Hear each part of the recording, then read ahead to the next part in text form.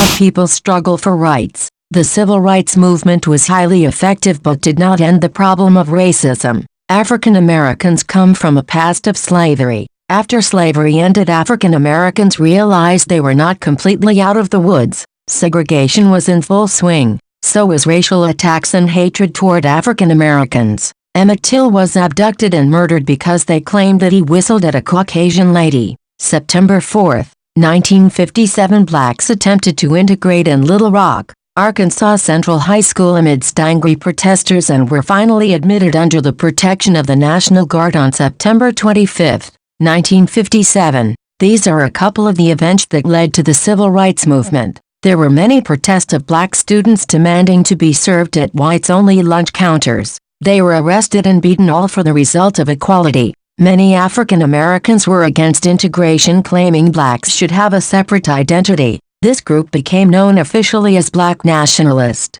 Black nationalism took hold in the 1960s and helped to fuel the movement, inciting the black community to fight for their rights. An example of one of these groups was called the Black Panthers. You can't exactly know what an African American was thinking in the late 50s and early 60s, but I'm sure they only wanted equal rights. Individual incidences of protest rapidly grew into a movement that would bring civil rights to an oppressed people. Civil rights leaders and support for the growing movement emerged in the early 1960s. Leaders such as Rosa Parks, Malcolm X, Martin Luther King and Stokely Carmichael all risked their lives and livelihoods for the cause of freedom for African Americans. Great writers were recognized like W.E.B. Du Bois, Lerone Bennett Jr., Nathan Wright Jr., Langston Hughes and Eldridge Cleaver, to name a few. They spoke up in public places, led marches and peaceful protests, worked tirelessly as activists whose goal was to change a society,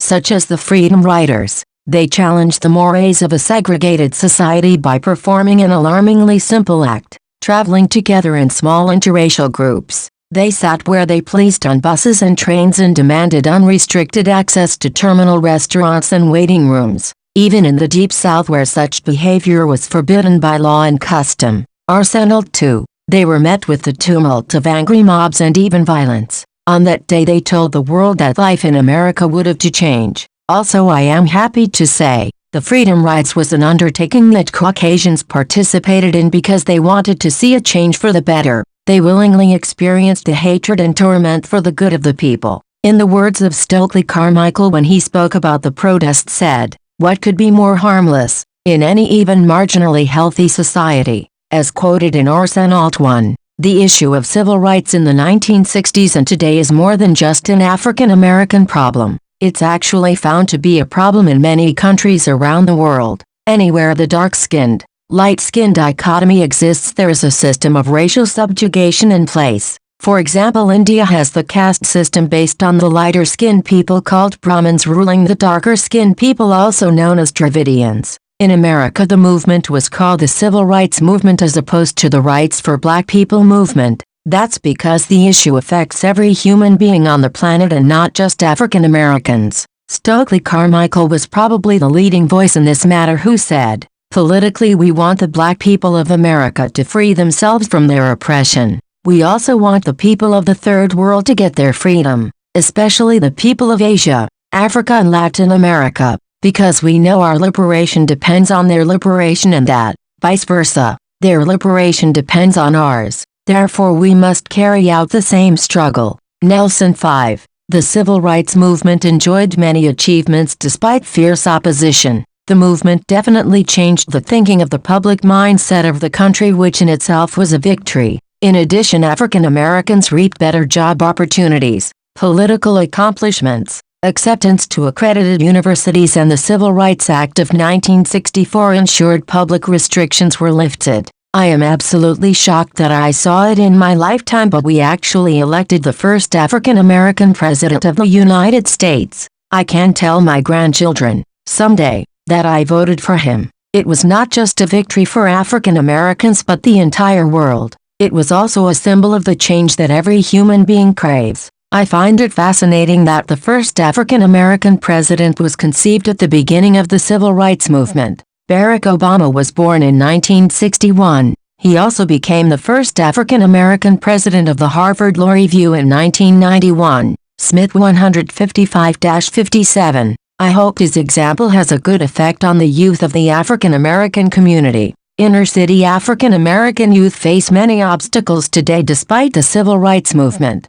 All African Americans face racism. A man was recently drugged by a car in the South for apparently just being a dark-skinned person. At Michigan State University, a hanging black doll was found in a university chemistry laboratory. Racism rocks Michigan State University campus. Part 1. When I heard about these things in the news, I was not surprised. Growing up in the United States in this day and age, some African Americans have learned to ignore the ignorance, which is why someone can get shot in our neighborhood and it seems no one demands retribution. They don't rally the people and let the criminals understand they can't do this because they aren't hurting anyone but themselves. I understand that the things I speak of are not an easy task and are a lot easier said than done. People just wake up the next morning and move on with their lives. They are completely within their rights to do so, but that doesn't make it the right thing to do. It seems as though the entire city is feigning indifference toward our own neighborhoods in the inner city, especially among the youth of the community.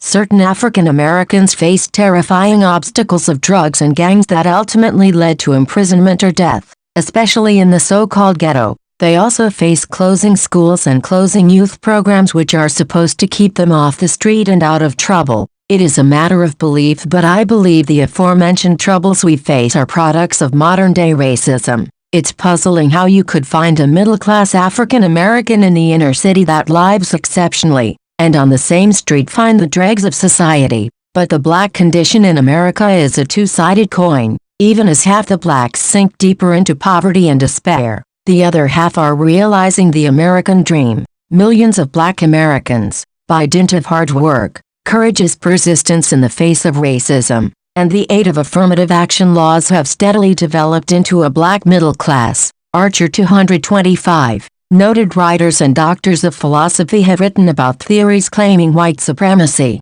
racism, to be a disease that quite possibly has a cure. These include Dr. Frances Cress Welsing, who wrote a book named The ISIS Papers. Hubert G. Locke wrote The Care and Feeding of White Liberals. These books discuss this topic in detail, calling racism a psychological disease. White racism is a psychological disease that afflicts a full 98% of all Caucasoids living today. Locke 1. Dr. Frances Cress Welsing focused more on the effects of white supremacy and the cause of the civil rights movement, impressed that the concept of a system of white domination over the world's non-white population could explain the seeming predicament and dilemma of non-white social reality. Welsing 3. These quotes can apply to today's problems and problems from the 1960s. Some modern-day racism facing African Americans today is especially males, can hardly go to the corner store without someone watching them to see if they will steal something. When they drive a car in a white neighborhood, 70% of the time we are pulled over by policemen and the procedure is called routine. Most of the time it is law-abiding citizens that are the victims of this type of control. African Americans also face a dismal employment situation. Lots of African Americans, especially in Michigan, are forced to apply at temporary service companies for jobs when the majority of them are looking for full-time employment. When people do get jobs, especially in Flint, they are forced to commute 30 to 40 miles outside the city to work in a Caucasian-dominated city. In conclusion, I would like to say that we as African Americans need to pay more attention to our past, for it is our greatest guide for the future. On August 28, 1963, Martin Luther King led the March on Washington with the message of uniting all the people in this society. This was an amazing featuring because it helped to mend racial tensions among the inhabitants of the United States of America. The civil rights movement was highly effective but did not end the problem of racism, and in a lot of ways is still ongoing.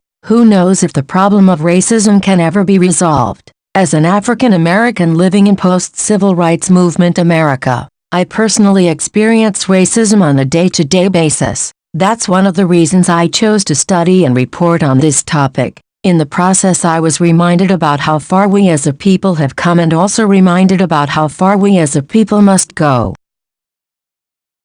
Thank you for watching, and please, like and subscribe.